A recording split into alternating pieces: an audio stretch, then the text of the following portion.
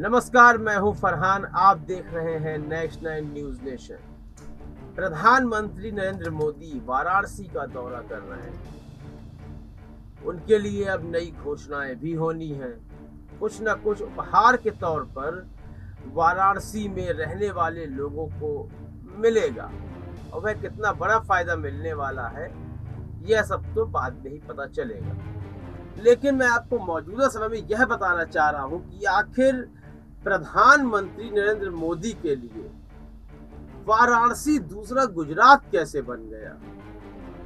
वाराणसी का नाम आते ही प्रधानमंत्री मोदी हो या भाजपा के अन्य नेता हो, उन्हें यह महसूस होने लगता है कि यह सीट तो हमारी घरेलू सीट है, पुश्तैनी सीट होती है।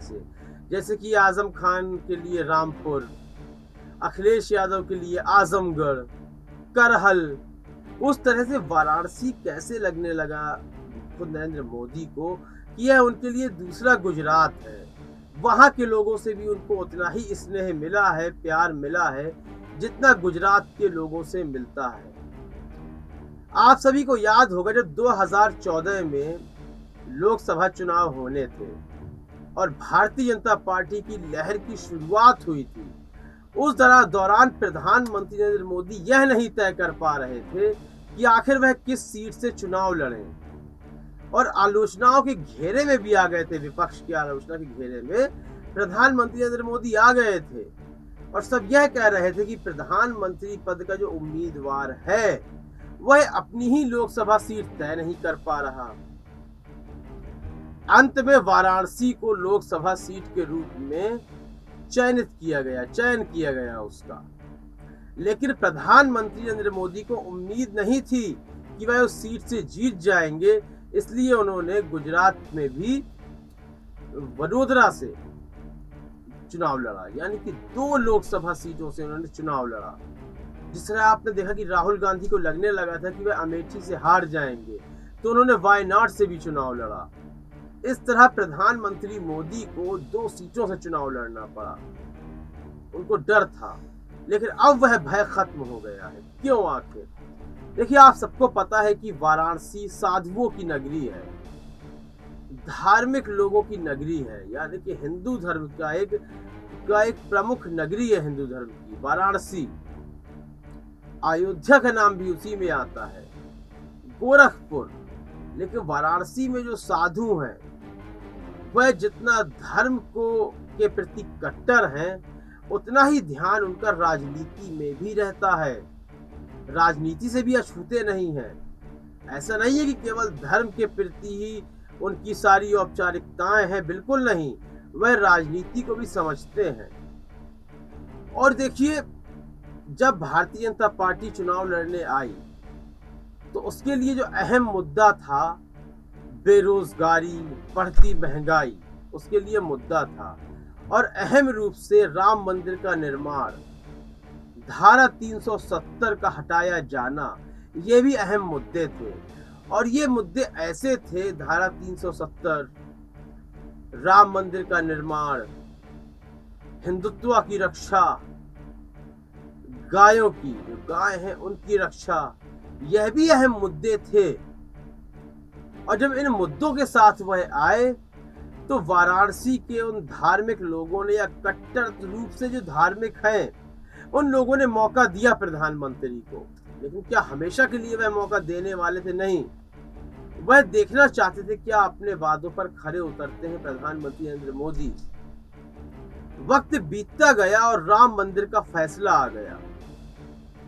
वहां के लोगों की जो एक उम्मीद थी और प्रधानमंत्री नरेंद्र मोदी पर जो आस्था थी, वह कहीं ना कहीं पूरी होती दिखाई दे रही थी। इससे पहले यह सीट कांग्रेस की थी, कांग्रेस को भी वहां से स्नेह मिलता था, लेकिन राम मंदिर के मुद्दे को जिस तरह खींचा जा रहा था, उससे कहीं ना कहीं देश की सारी जनता, चाहे वह हिंदू हो या मुसलमान हो, वह हताश नजर आ रहे थे कि इस मुद्दे का इतना तूल क्यों बनाया जा रहा है, आखिर इसका फैसला क्यों नहीं आ जाता। लेकिन प्रधानमंत्री बनते ही नरेंद्र मोदी के यह फैसला भी आ जाता है, धारा 370 को भी हटा दिया जाता है, जिससे कहीं ना कहीं वाराणसी के लोगों का भरोसा प्रधानमंत्री नरेंद्र मोदी पर हो गया। और देखिए, भारतीय जनता पार्टी को मैं यहाँ पर उसकी ईमानदारी कहूँगा कि उसने दो नावों पर सवार नहीं हुई उसने दो राहें नहीं चुनी। यदि उसने हिंदुत्व की बात करी तो उसने मुस्लिम तुष्टीकरण की बात कभी नहीं करी। ऐसा कार्य नहीं करा कि मुस्लिम तुष्टीकरण कर दिया जाए, हमें वह वोट बैंक भी प्राप्त हो जाएगा, क्योंकि यह मुद्दा तो आगे का था। शुरुआत हिंदुत्व की राजनीति से हुई थी और उसी राजनीति पर चलते हुए उसको एस्टेब्लिश किया और वाराणसी को अपना एक गृह, जो घरेलू सीट होती है, पुश्तैनी सीट बना लिया और वहां की जनता से उतना स्नेह मिलने लगा जितना कांग्रेस को भी नहीं मिलता था। अब वहां पर प्रधानमंत्री नरेंद्र मोदी आंख बंद करके चुनाव लड़ सकते हैं या अपने नाम पर किसी को भी चुनाव लड़वा सकते हैं और वहां से जीत ही दर्ज करेगा वह व्यक्ति। जैसे कि गोरखपुर में रवि किशन का जीत जाना, इसी तरह से वाराणसी को भी एक मजबूत डोरी से बांध लिया है प्रधानमंत्री नरेंद्र मोदी ने।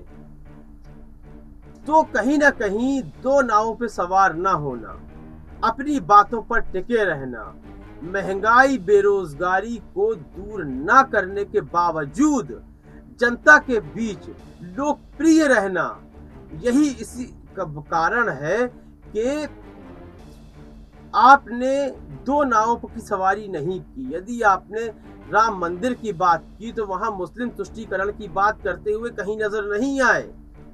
मुस्लिम वोट बैंक के लिए यदि आपने मुस्लिम वोट बैंक को राजनीति का एक हिस्सा बताया कि केवल ये तुष्टीकरण की राजनीति है, तो एक भी मुसलमान को लोकसभा चुनाव में टिकट न देकर आपने इस भ्रांति को भी तोड़ दिया कि बिना तुष्टीकरण किए हुए भी हम अपनी राजनीति कर सकते हैं। इसलिए आज वाराणसी को गुजरात में तब्दील कर दिया है प्रधानमंत्री नरेंद्र मोदी ने। आपको क्या लगता है? इसके अलावा और भी कुछ बातें हैं जो शायद मैं बताना भूल गया हूँ, शायद उन बातों के भीतर मैं न घुस पाया हूँ, तो उन बातों को आप कमेंट सेक्शन में बता सकते हैं। कार्यक्रम को लाइक और शेयर करें, चैनल को सब्सक्राइब अवश्य कर दें। तब तक के लिए इजाजत दीजिए, धन्यवाद।